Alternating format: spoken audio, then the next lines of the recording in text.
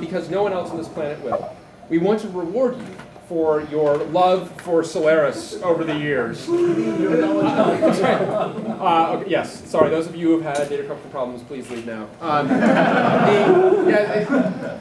eCache parity error, I actually introduced that. That was me. Sorry. Exactly. Mr. Boron doped SRAM. It's a firmware issue. Yeah, actually, so for the record, the eCache. How many people have had eCache parity errors back in the day? So how many of you know the actual? Well, there were many root causes, but our favorite one, the one that we at Sun of the old guard preferred. I don't know if you know the actual root cause of this. Was that we actually, as it turns out, we had an SRAM manufacturer. The SRAM manufacturer was doping radioactive boron into the SRAM accidentally due to a contaminant problem, and it's an alpha emitter. So now an alpha emitter would be blocked by pretty much anything, including the SRAM cell that's sitting right next to it. So it happily absorbed that energy and would change its state, and you would end up with an eCache parity error. And of course, as you know, this I think it's safe to say hastened Sun's troubles, shall we say, to put it euphemistically. We did actually a funny story on that, by the way. We needed to ship some new DRAM, and our DRAM manufacturer could not get a DRAM shipment here. McNeely calls up the CEO of the DRAM manufacturer, Micron, and starts chewing him out, saying, where the fuck's my DRAM? What's going on down here? I got to ship boxes. The CEO says, it's funny. I was just going to call you. Because your DRAM is sitting on a private jet here at Boise waiting to take off. It can't take off right now because my ERP system is down due to this eCache parity error. You may recognize? And boy, is that a lesson, huh? I mean, I think for all of us, it's like, don't be too indignant when the world is down. Whenever any IT system is down, you're just thinking, please don't let it be me. Please, do not let it be me. You'll never find a more understanding soul in the world than I think many of us in the room. But the eCache parity error, it's funny that we were getting killed on this eCache parity error by IBM in particular. And I know there are some IBM employees in the room, but you'll understand this. IBM was just massacring us in the marketplace. The amusing bit, of course, is that the SRAM contractor that was giving us the boron-doped SRAM was none other than IBM Microelectronics. So yeah, I guess that was sad. That was supposed to be funny, but it really wasn't. Anyway, like I said, and I think we will be reminiscing all night. But let's start off the giveaway with first of all, show of hands. How many people are running a modern Solaris or Solaris derivative, Illumos, Open Indiana, Solaris 11, Solaris 11 Express, Nevada, in production today? Okay? In production, yeah. All right. Doing real work, okay. All right. What's that? No, not if it's on another operating system. Right now, so how many? What's that? This is storage blind. Oh yeah, absolutely. Fisher Swan stuff like that. All right, yeah. Okay. Now, how many of you have Solaris 10? Solaris 10? Okay. 9? Nice. 8? 8? Okay. Yeah, is it running? If it's still running. All right, yeah, if it's powered up. 7? Worst OS ever. God's own operating system! God's own operating system! To this day, God runs Solaris 7. You know why? God did not have a VXVM or VXFS embedded in it. Are you seriously running Solaris 7?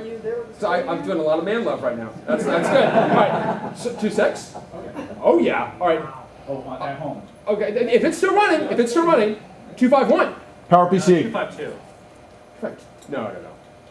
I'm calling that bluff.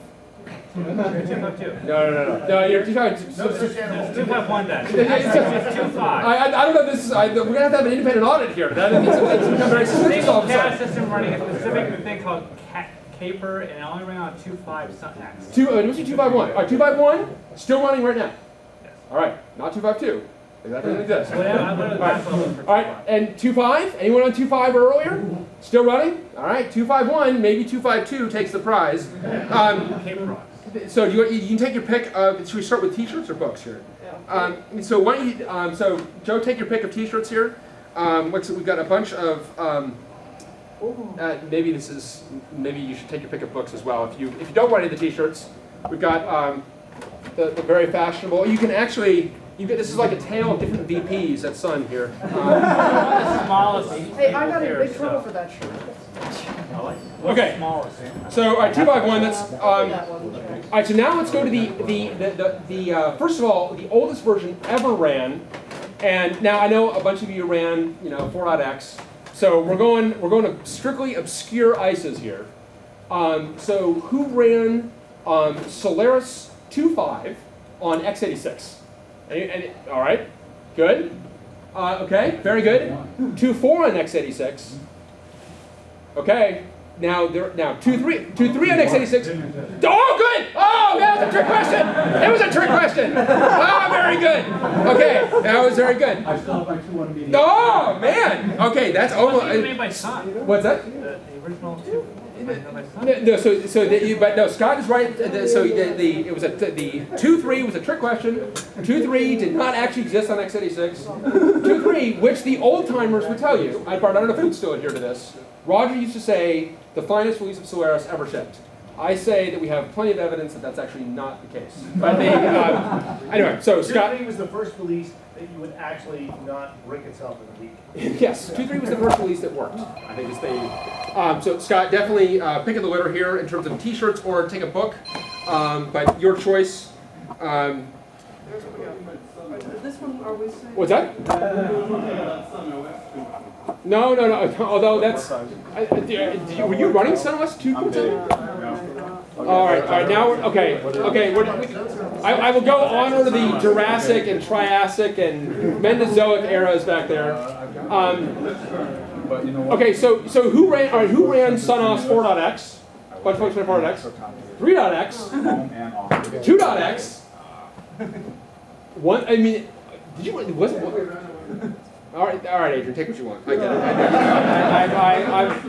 All right, very good. All right, Adrian gets a. Adrian, maybe you can win your own book up here. We don't have a SunOS shirt. We've got Java, HPC. You asked the original Sun workstation in the museum piece they're building. That's pretty.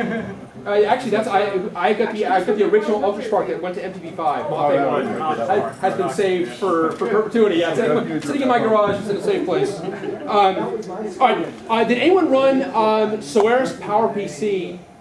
Solaris PowerPC. Anyone run Solaris PowerPC? Okay. That could be as good as we're going to get here. Actually, funny story about Solaris PowerPC. Mike Sullivan, who worked very close with us as a Sun employee, had what must have been probably the only specimen of a Solaris PowerPC laptop. A very kind of obscure thing. This laptop, of all of the equipment in the building, this laptop was stolen. Do you remember this part?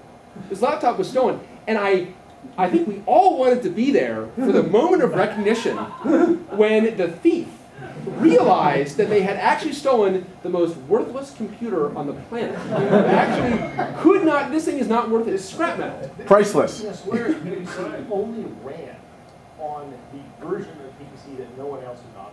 Right, because Little Indian. Big Indian versus Little Indian, right? Yeah, it was Little It had Indian. to be Big Indian because Little Indian was, or it was Little Indian because Big Indian was too hard. Right. Right. No, it was Little Indian because it was done by the same guys as the x86 stuff. Yeah, exactly. That's right. It had to be Little Indian because that's what we know. Right? Big Indian is too hard. What's that? Oh, yes, that's right. There's one of those stolen off my desk. Yeah, wow, maybe by the same guy that maybe there was some like antiquarian dealer here that was on the list. And so you went in Solaris on I ARM. was logged into it and I wasn't downloaded the project. I had it running. Well, right, so wait, if you ran, did Solaris on ARM boot? Yes. Did you run it? Did anyone run Solaris on ARM? Did anyone run Solaris on ARM? No. All right. So did anyone run Solaris on PowerPC? Did we get who has not already won? Sorry, Scott. All right, so we'll pass that one over. Yes, sir. You mentioned earlier, of course, included Solaris on Alpha. Solaris on Alpha, right. That was only inside something. What about Itanium? Yes, we actually did. And Itanium, yes, and Itanium. Yeah, anyone boots. All right. So we've done our obscure ICEs. All right. So has anyone run Solaris or Open Solaris in EC2? Yes. Yeah. All right. Good. All right. In production. Yes. All right. Still running. No.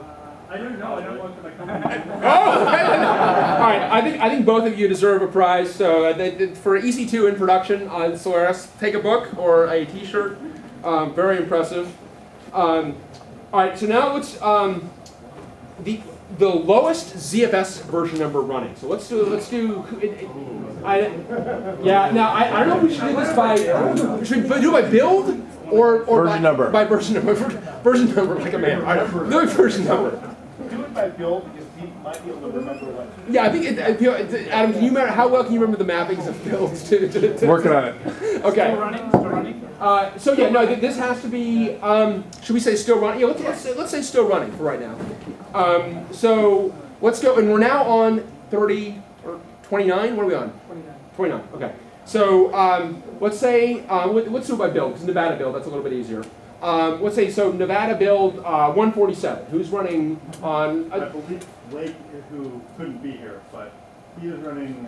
He's running before that. Okay, so before 147. Yeah. Okay. Yeah. All right. So I have a machine running build 55. 55. Can we beat 55? Well, I hear 55 going once. I happen to know. Where's Rockwood? Rockwood. 33, baby! Very impressive. All right. I don't know if either of you want a. Bart, feel free to take a book. A full compliment. All right. Contract gig to migrate that machine, please. That's right. Warning: the Z pool does not actually import, so you may want to consider that when you're making your bid. Forklift upgrade. Yeah, forklift upgrade, exactly. Okay, so let's do number of zones running in production over your entire enterprise. You can have it if you Just take a book, Brian. no. Oh, wait a minute. You're right. No. Joint employees and family are not eligible. We're only so let's say who has 10 zones running in production today? 10 zones? Wow. Oh, this is gonna. Wow. Okay. 5 zones? Man, I gotta go the other way. Linux?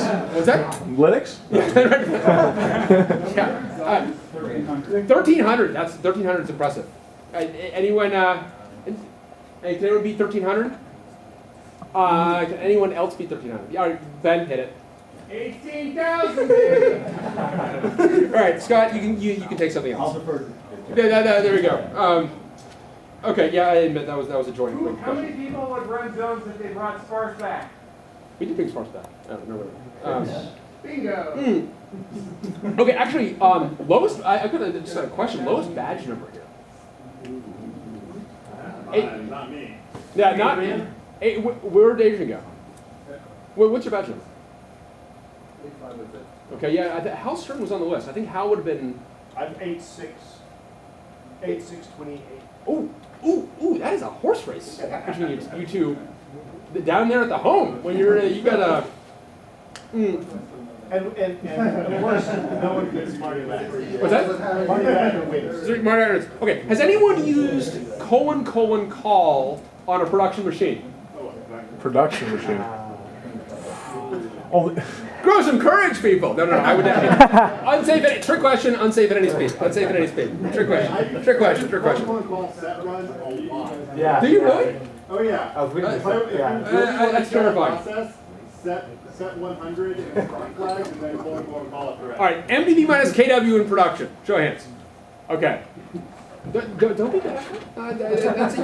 You're among friends. You're in a safe place now. Okay. Okay. So MDB minus KW in production. All right. So hairiest MDB minus KW in production. It's going to be Cantrill v. Leventhal. Give me Bart. You got a hairy one or re-choose interval? That's easy. G. Rated G. Give me some PG. Before Adam and I throw out the NC-17. Production machine, MDB minus KW.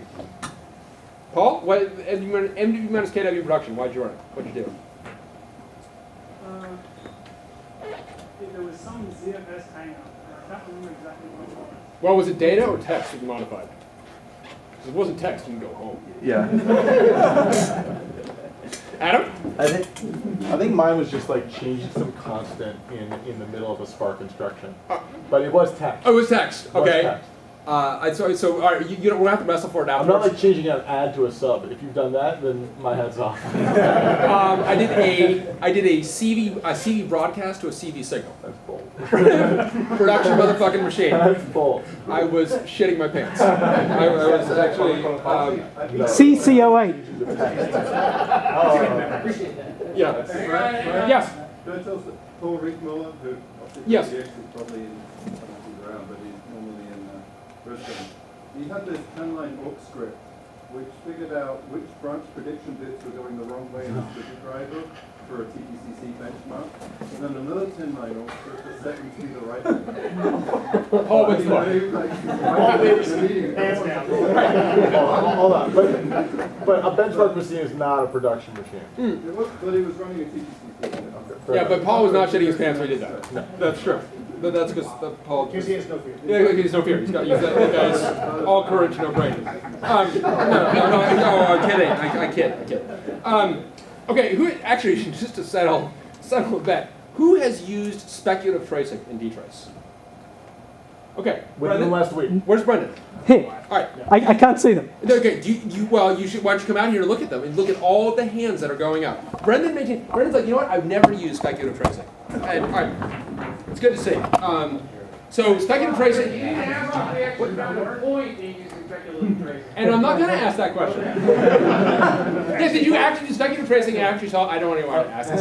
It actually Could not have been found without speculative tracing. could not have been better without speculative tracing. Last week. Is that true? Yep. Oh, thank you. Are you saying that just for me? Nope. Okay. God, I almost It forgive was you for Amber doing that ram up my ass you gave me. Well, you had to see Different it. videotape. You had to be- It makes sense if you were there. When the machine panics, 10 minutes later after the bad thing has happened, the speculative tracing is. Yeah. Oh, okay. That's gonna panic action. Oh. Yeah. Oh, okay. Mother's milk. Mother's milk on the panic action. Very good. Adam, you can feel free to take a book, by the way. Yeah, exactly. You don't have You might learn something. Oh. Yeah, exactly. Yeah, you took our logo. All right, who is still running XVM? XVM in production today. That was embarrassing. That was only joint hands that went up. Did that ever ship? That did ship, kind of, right? It shipped. Yeah, it shipped. Yeah. More or less. It met Joyant's definition of shipping. The past tense of shipped is shitted. All right, so just for old time's sake, and then I'll let you continue to visit with yourselves. Let's do oldest Spark currently running in production. So Sun4U still running in production. Maybe I need to back actually. Define production. Build server. Yeah, sure. Yeah. So Ultra Spark. Does anyone have? Where should we pick it up? Actually, 5. Was that 5 and 10. Ultra Spark. Oh, it's for 5 and 10. Ask if anybody has Sun4M still. Sun4M still? Anyone still running Sun4M? Ooh, we may. Yeah. Your iCache is turned off for much of this anyway. Only if you have 50 megahertz or below Viking. That's true. Those of you who don't know what we're talking about, the iCache was not properly grounded out on the Viking. Yeah, it was not probably grounded. If you have too many zeros in your iCache line on the tag, it would start flipping a couple of them into ones. Causing a panic, UFS, humble fronts, We bear our scars well. and you will see a variable enable SM block, which is the That's right. enable, and then there's a little hand coded thing in there that Roger put in to turn off 3/4 of the iCache so you wouldn't hit this particular phone. It was only that fix only ran into Solaris 2.0. It was never backported to Core X, and the difference in performance was blamed by the SMC VP on Solaris. Very nice. A quiz question. Who can name the D command in MGB that was spawned because of this pathology? Yeah. Who's talking about it? Yeah. Jonathan? I'm trying to remember the actual name. I believe. I mean, I wrote it, but I believe it is Congo Flip One. So Also known as Congo Moonshot. Also known as Congo Moonshot. You're debugging a dump, and you've got a stray pointer, and you're like, I am out of ideas. Maybe we flipped a bit here. Congo and Flip One to pipe the Congo and what is, and Yeah, sometimes. one thing I think about the Viking bugs and all the hardware bugs, you never actually forget any of that stuff. I was in a It's meeting. allowed you to blame someone else. It did. I was in a meeting recently with a bunch of Juniper guys, all ex-Sun, all worked on the Viking team, but not on Viking, as they told me. We didn't work on Viking, and we all exchanged Viking war stories, which was a lot of fun. So anyway, I think that we've anyone else who. I was going to suggest we Yeah. take a break and people should go eat food, which is in the kitchen, and find beer, which is down the end there. We have some new arrivals. And, Yeah. let's give them a chance to get refreshed. And Welcome. I Yeah. think we need to continue the quiz show. All right, we will continue the quiz show. Yeah, if people are so interested in winning more Solaris Turtles books. But yeah, get dinner, please. And we'll continue to swap war stories. Since